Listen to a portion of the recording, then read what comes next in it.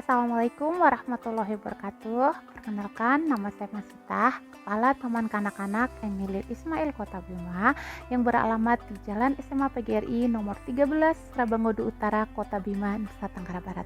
Hari ini saya akan coba memaparkan tentang PTMT sebagai solusi learning loss pada TK Emilir Ismail Kota Bima.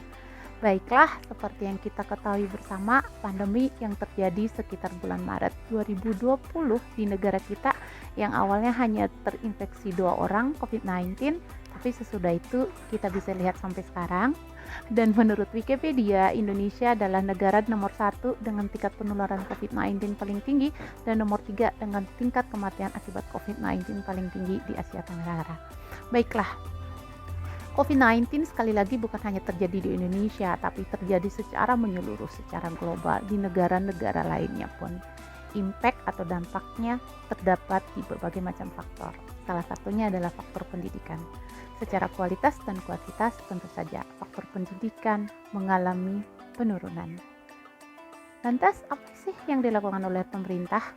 Pada saat itu mungkin pemerintah memberikan solusi karena yang paling efektif dan paling memungkinkan dengan kondisi tingkat penularan COVID-19 paling tinggi itu dengan pembelajaran by daring.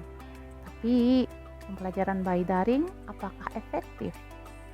Awalnya mungkin efektif, awalnya mungkin sangat disukai, tapi lambat laun ternyata pembelajaran by daring pun lesu dan lesuh, tentu saja membawa dampak yang negatif. Salah satunya adalah learning loss, menurunnya tingkat pendidikan, menurunnya tingkat kemampuan atau keinginan belajar. Dan tentu saja tidak hanya terjadi pada siswa-siswa kelas atas, tapi tentu saja salah satunya pada anak usia dini. Lantas, seperti apa solusinya? Apa yang telah dilakukan oleh pemerintah? Pemerintah menawarkan dengan PTMT, tentu saja dengan kajian-kajian terlebih dahulu. Meskipun banyak isu-isu bahwa nanti akan menimbulkan banyak klaster dari sekolah dan lain sebagainya. Tapi yang paling memungkinkan untuk meminimalisir dan mengatasi learning loss pada generasi kita adalah dengan PTMT. Betul, seperti kata Bunda Paut juga bahwa PTMT merupakan salah satu solusinya. Lantas bagaimana dengan kami di Taman Kanak-Kanak Emilir Ismail Kota Bima? Apa yang kami lakukan? Ya, PTMT tentulah memiliki syarat-syaratnya. Syarat-syaratnya adalah ketersediaan, ketersediaan sarana prasarana, dan kebersediaan sumber daya manusia. Tentu saja dalam hal ini, seperti kami di Sekolah Emilir Ismail, insya Allah semua tenaga pendidik dan guru telah melakukan vaksinisasi. Itu syarat awalnya.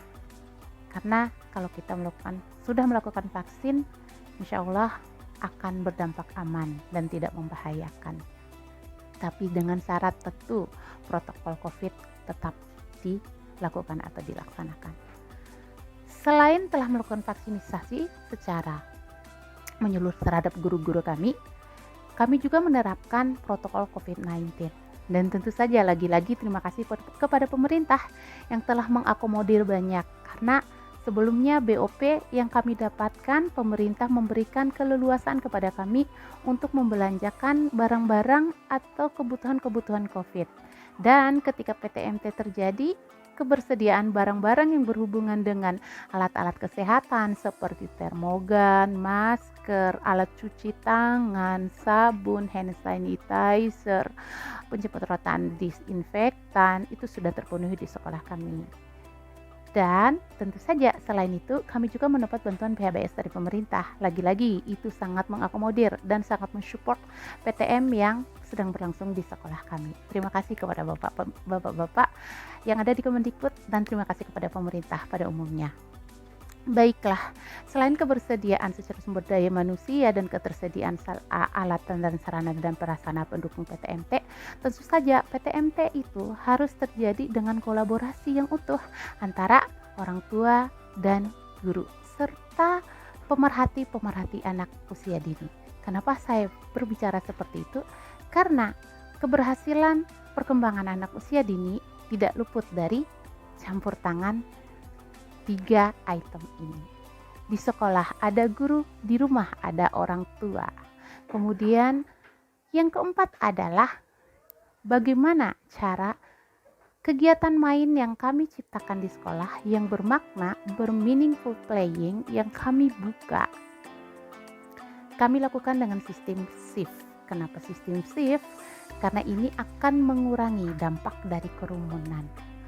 Sedikit tidak, berbahagialah peserta didik kami bisa bertemu dengan teman-temannya, bisa bermain di sekolah, meskipun tidak secara menyeluruh atau tidak secara utuh, karena mereka masih datang shift by shift. Tapi tidak mengapa, insya Allah hal-hal ini ketika kita lakukan dan hal-hal ini ketika kami terapkan, learning loss bisa terminimalisir. Evaluasi kami terhadap program yang kami lakukan selama PTMT terbatas jelas terlihat. Pertama, hasil evaluasi menunjukkan bahwa satu, secara signifikan kesadaran akan protokol kesehatan di sekolah kami menunjukkan survei yang meningkat. Awalnya memang susah untuk membiasakan anak mencuci tangan, untuk membiasakan anak memakai masker, meskipun masih sampai sekarang itu akan menjadi tugas berat. Tapi setidaknya ada perubahan. Ketika mereka datang, mereka akan tahu di mana mereka akan pergi, mereka akan langsung ke bak cuci tangan, kemudian menggunakan sabun dan air mengalir. Yang kedua adalah secara kualitas sumber daya manusia guru mengalami peningkatan. Kenapa? Mau tidak mau, suka tidak suka, kebutuhan terhadap anak usia dini untuk mengatasi learning loss, perlulah pembelajaran dilakukan oleh guru secara signifikan. Keterlibatan orang tua sangat luar biasa dan ini adalah sesuatu hal yang membahagiakan kami. Kemudian untuk aspek ketersediaan sarana dan prasarana, alhamdulillah masih tercukupi dengan bantuan-bantuan yang diberikan oleh pemerintah lewat BOP reguler maupun oleh BOP kinerja, karena kami adalah salah satu sekolah penggerak di Kota Bima. Dan apakah rencana tindak lanjut yang akan kami lakukan? Tentu saja, RTL yang kami lakukan adalah secara konsisten, berkesinambungan, dan terus-menerus akan mencoba menerapkan protokol COVID sebagai suatu kebutuhan, karena new normal telah kita hadapi bersama. Pandemi bukan lagi musuh, tapi bagaimana kita menghadapi pandemi dengan peralatan yang tersedia. Sekali lagi, pandemi bukan akhir, tapi pandemi adalah awal bagi kita semua untuk meningkatkan kualitas secara sumber daya manusia. Sekian, wassalamualaikum warahmatullahi wabarakatuh.